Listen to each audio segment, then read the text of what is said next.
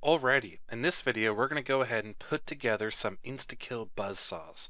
So really, these are just going to be BuzzSaws that rise out of the ground and then go back into the ground and will automatically kill a player if he hits them.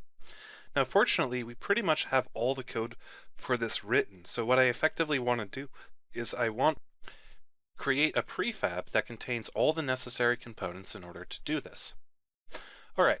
So let's go ahead and start by coming up here saying coming up to game object and saying create empty. And let's call this an Instakill BuzzSaw. And I'm going to place this at 0, 0, 0. Then inside of the Instakill BuzzSaw, I'm going to create an empty game object and parent it, and I'm going to call it the path. And I'm going to place the path at 0, 0, 0. For the path, I'm going to add a new path definition script. Then I'm going to create a new game object, and I'm going to parent it to the Instakill BuzzSaw, and I'm going to call it start.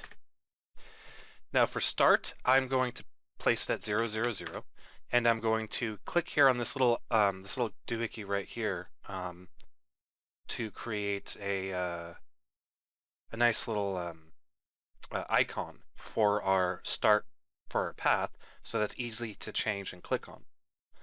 Then I'm going to create another game object, empty game object, and I'm going to call it end. I'm going to give it the same treatment. I'm going to place it at 0. Let's place it at 0, 5, 0. And let's go ahead and make sure that it's visible. So start and end are now visible. Now let's add start and end to our path. So I'm going to put start in the points, and I'm going to put end in the points. And now you see we get a nice line between start and end. Now let's go ahead and construct our actual buzzsaw. So I'm going to scroll all the way down in my project window to Texture Atlas Main, and I'm going to grab our blue saw, and I'm going to place it at 0, 0, 0. Then I'm going to add a component on it called follow path. The follow path component, first of all, I'm going to child my blue saw to my Instakill BuzzSaw. Then I'm going to take the path and click and drag it onto path. Set the speed to, let's say, 6, and let's keep it at a move towards as opposed to a lerp. Of course, you can change that parameter if you wish. Now that we have that all done, I need to add a box collider to my buzzsaw. Or sorry, not a box collider, but a box collider 2D. Make sure it's set to trigger. Actually, let's not do a box collider. Let's do a circle collider. And let's make sure that it's set to trigger. Let's give this a rigid body 2D and make it kinematic. And then finally, let's add a final component called Instakill, which is going to be our Instakill script that we used on our punji sticks.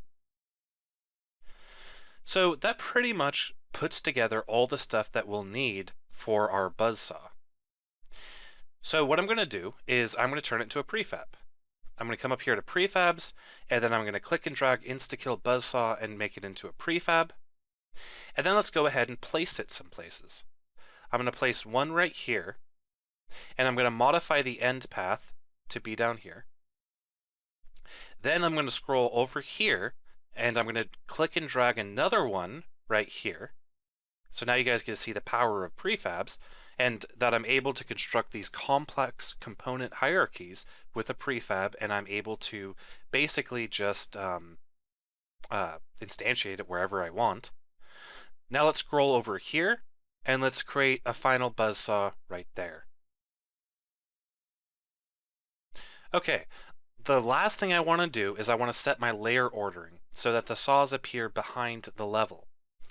If we come up here to layers and we hit edit layers and we look at our sorting layers, we really want our buzzsaws to appear behind the foreground but ahead of the tree line. So what I want to do is I want to add a new layer called behind foreground, and I want to drag that layer up to be above the tree line but behind the foreground. Now that I've done that, I want to come here to my buzzsaws, click on them. I want to select the actual buzzsaw out of it, the one that has the sprite renderer on it, and set the sorting layer to behind foreground. Then I want to come up here and hit apply. Notice how all of our buzzsaws now disappear behind the foreground because that property has been applied to all of our prefabs. Now let's go ahead and hit play and test these guys.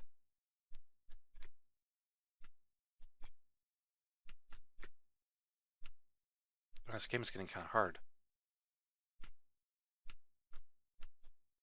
And you see they do indeed kill us. They do indeed go up and down, following their path. And this guy just killed us again. Again, you have to time it like just right. Oh, wow.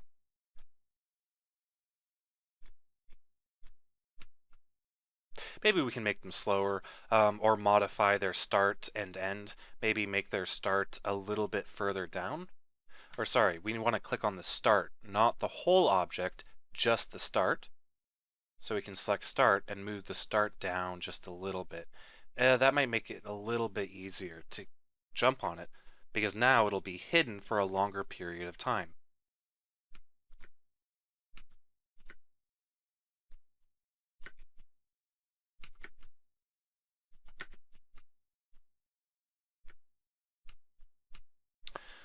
Alrighty, so that's really all I wanted to do in this video, is just show you guys how we can take all the objects that we put together thus far and make some interesting gameplay out of it. So I think that pretty much wraps up what I wanted to do, and we'll see you guys in the next video.